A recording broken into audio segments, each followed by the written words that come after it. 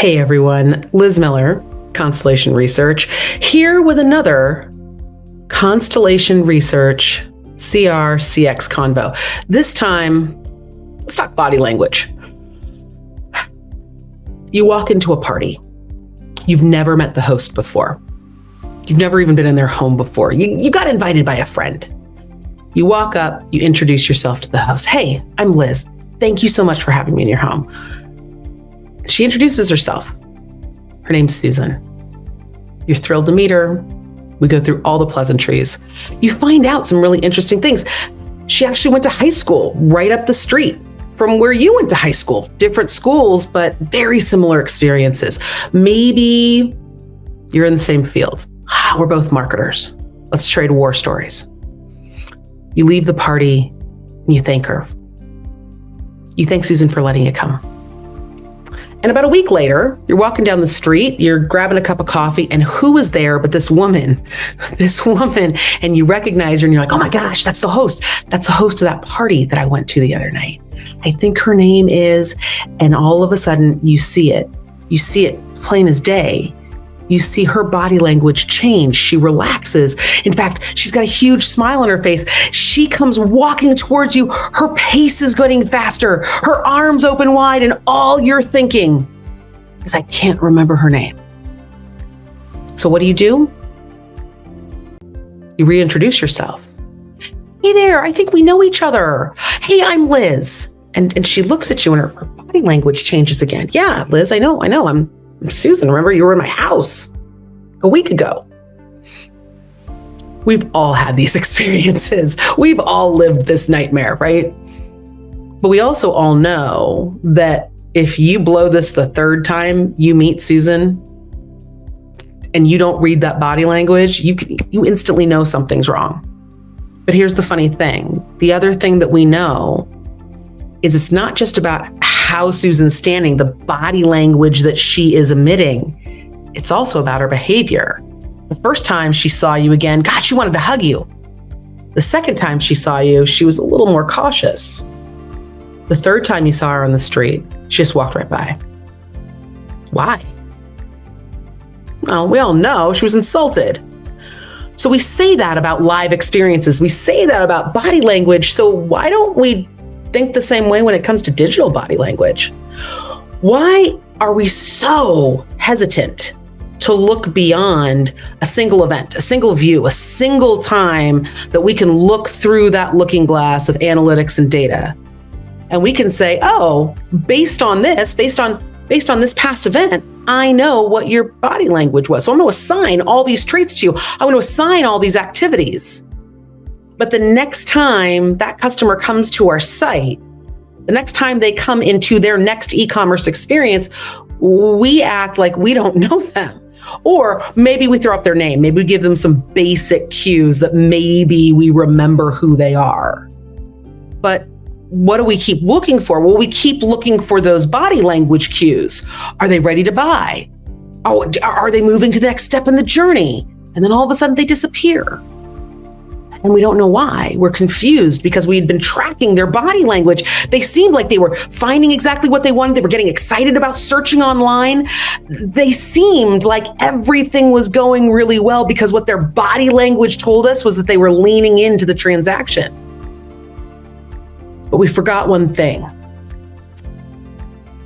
that behavior tells us something else. And that's why, as we're looking for this next stage of how to really differentiate, how to really make a difference in modern e-commerce, we got to start looking at that behavioral analytics as well, right? We tend to isolate these ideas in a bucket, don't we, right? We tend to kind of be like, oh, no. We know exactly what happened. We know exactly what happened in that journey. They were really excited. They were just about to buy. And then they bail.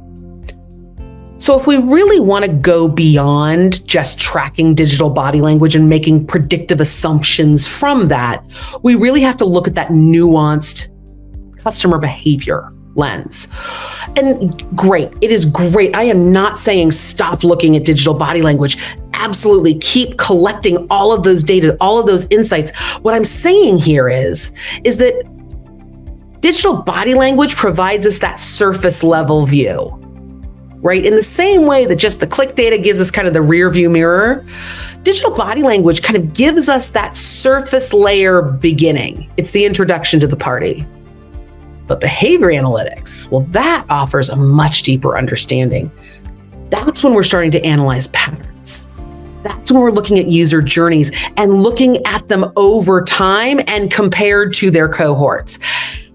We're looking at contextual information.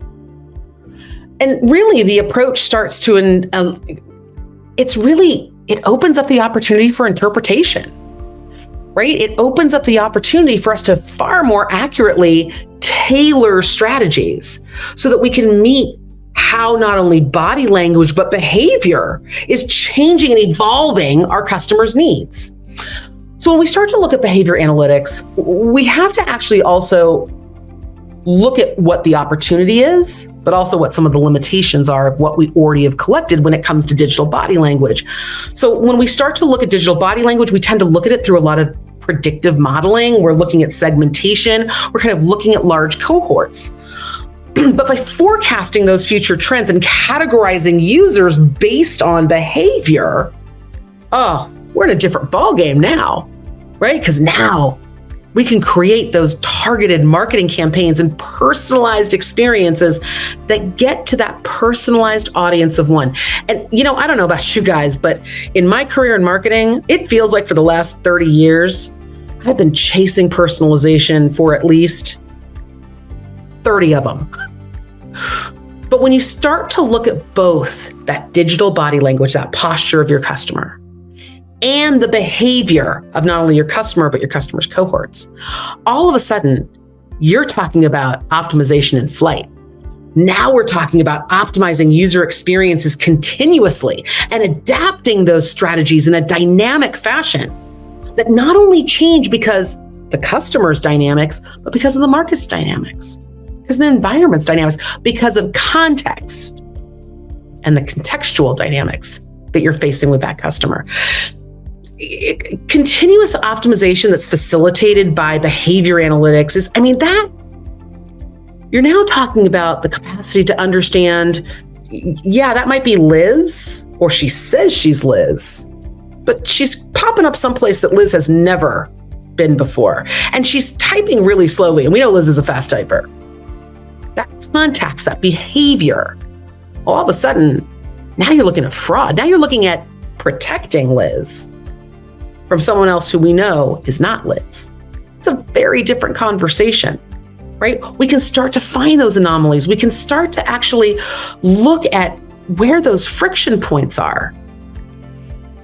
Behavior analytics complements digital body language. It provides this comprehensive understanding of user behavior. It's empowering us to actually make informed decisions. And quite frankly, not just enhance personalization, but actually nail it. Actually get us to a point where personalization moves the needle and ensure the ongoing success of e-commerce. Because you know what? It's not just about telling me what my next best buy is going to be. It's about telling me the context of all of my purchases. Understanding what type of customer I am. Understanding what loyalty means to me. Understanding what I do and do not want, not only in this session, but in my next 3. So how do we start to get there, right? Don't throw the baby out with the bathwater. Keep collecting all of that body language data, but also collect systems where you can start to look at that behavior and not just ask the question, why? We're really good at asking why. Be bold enough in that next strategy session to ask why not, and look for the data from both the context of the customer, what their current body language is. Go look at that session, go understand that event, but look at the context, right? Go look at what happened with their behaviors. How did they get there? What did they do? Is that really them? Understand all of that so that together you're creating this really informed decision about what not only happens next, how you engage with that customer next, but how does it start to reformulate and reform strategies as you start to move forward. The reality is that e-commerce is moving forward quickly. It is taking more market share every single day. But the truly great experiences are the ones that are connecting that individual customer through their body language, through their behavior, through their context, and through how they want to proceed through their journey. That's where we're seeing the incremental growth. That's where we're seeing the best practice leaders go. So that's my challenge in this CRCX Convo. When it comes to commerce, are you asking those questions of looking beyond digital body language? Look beyond where they're standing right now. Ask the why, ask the why not, interrogate that data differently. Because those outcomes, they're coming faster than ever.